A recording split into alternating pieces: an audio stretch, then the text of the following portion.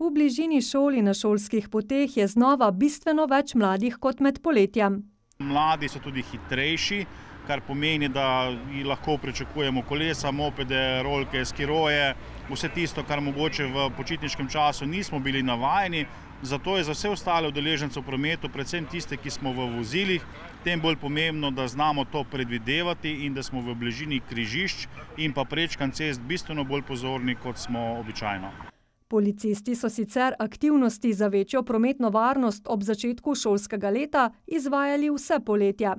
Gre predvsem za preglede šolskih poti ali ustrezna prometna signalizacija.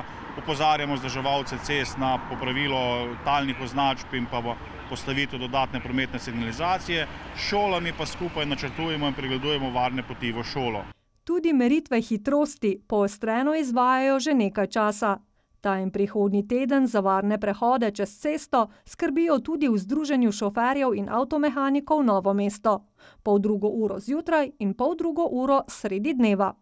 Odkrito rečeno so se ljudje precej popravili. Včasih je bilo treba res bolj opozarjati pa štopati. Zdaj pa, ko vidi uniformo ali pa vsaj tako obleko, se vsak malo zave, da je treba malo več pozornosti.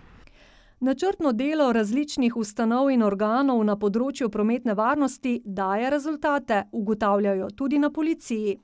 V bližini šolskih poti in pa šol ne beležimo hujših prometnih nesreč, predvsem pa tudi ugotavljamo, kar je razveseljivo ali pa zaskrbljujoče, da so nemalokrat mlajši zgled starejšim udeležencem v cestnem prometu.